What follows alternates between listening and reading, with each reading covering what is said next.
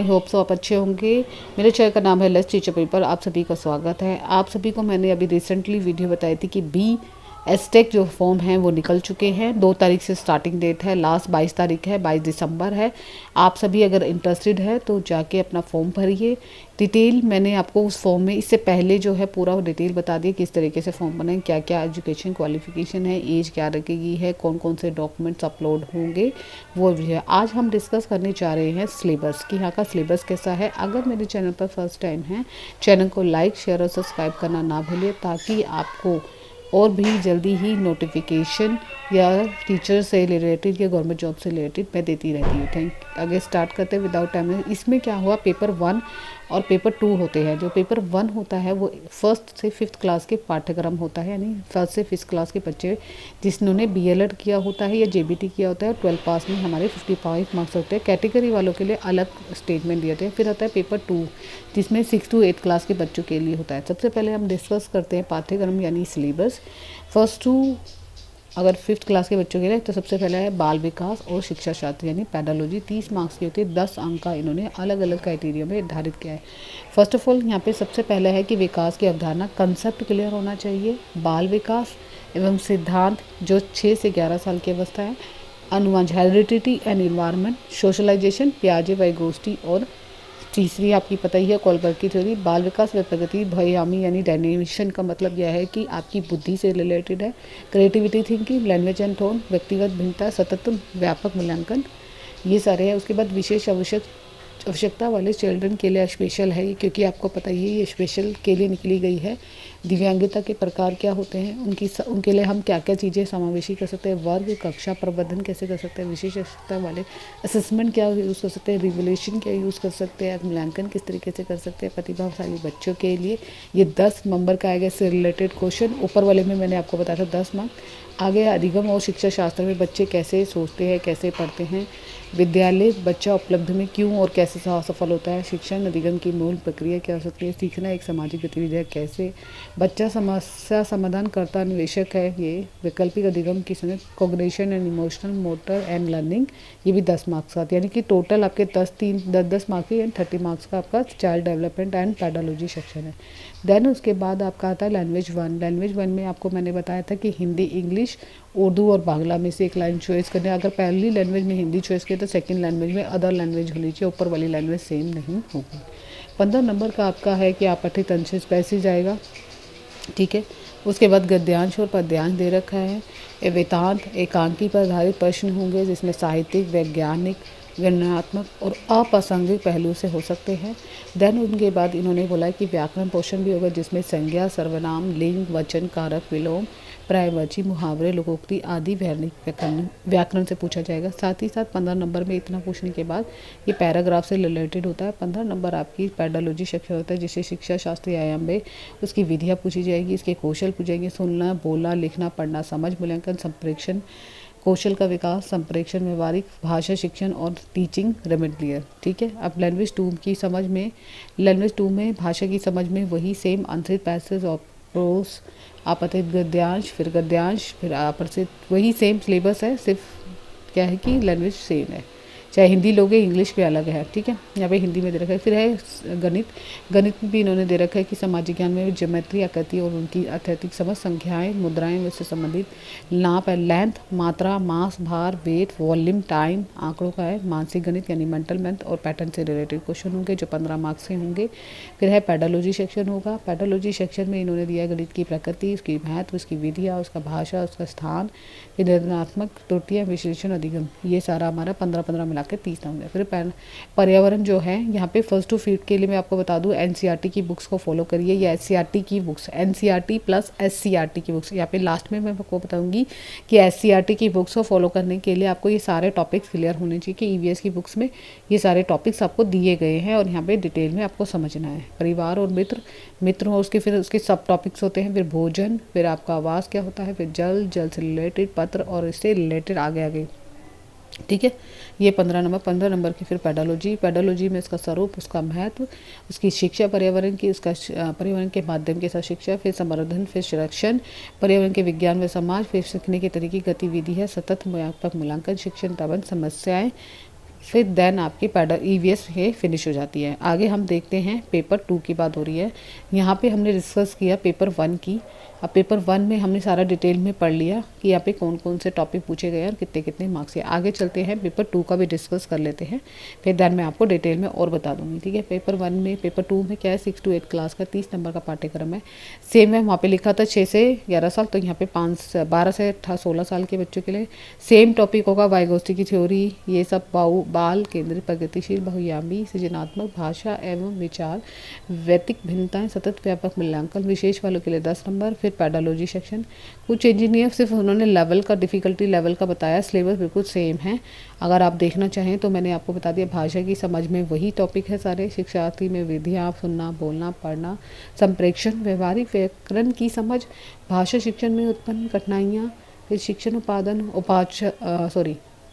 उपचारात्मक शिक्षण, फिर है समझ, फिर आपत्ति गद्यांश, फिर उसके उदाहरण, फिर सेम शिक्षाली मेन जो है ये सेम है। अब गणित का भी सिलेबस थोड़ा सा डिफरेंट है, क्योंकि 30 मार्क्स का है, 20 मार्क्स का इन्होंने नंबर सिस्टम में दे रखा है। Concept of number, whole number क्या होता है, रेशनल नंबर क्या होता है, इंडिसेस क्या होता है, नेगेटिव नंबर क्या होता है, फ्रैक्शन क्या होता है, स्क्वायर, स्क्वायर रूट, क्यूब, संख्याओं का खेल, बाइनरी नंबर, ठीक है, बीजक व्यंजक, बीज गणितीय व्यंजक हैं, अलजेब्रा, अर्थमेटिक टॉपिक के अनुपात हैं, एकीक, फिर शब्द से प्रतिशत, लाभ हानि, साधारण ब्याज, सिंपल समय एंड टाइम एंड समय एंड वक्त, ज्योमेट्री की समझ, 2D 3D, symmetry, mensuration, concept of parameter और एरिया, फिर है आपका संग्रह कैसे करा है, डाटा हैंडलिंग आता है। फिर शिक्षण में सामाजिक ज्ञान में लैंग्वेज मैथमेटिक्स क्या होता है, कॉमेंट्री मैथमेटिक्स क्या होता है, रिवोल्यूशन, गणित की समस्याएं, ये सारा।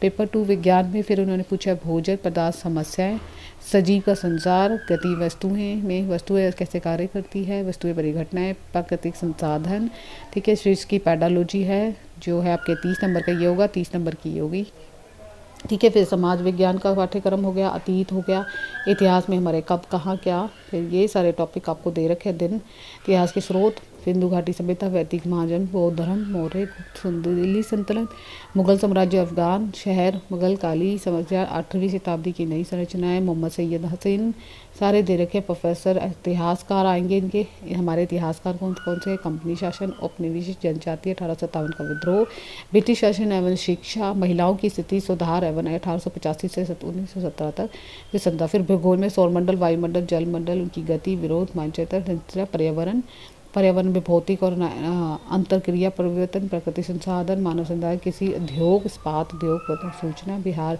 हमारा राज्य बिहार भी आएगा इसमें, देखिए यहाँ पे इंक्लूड किया हुआ है, विविधता की दो।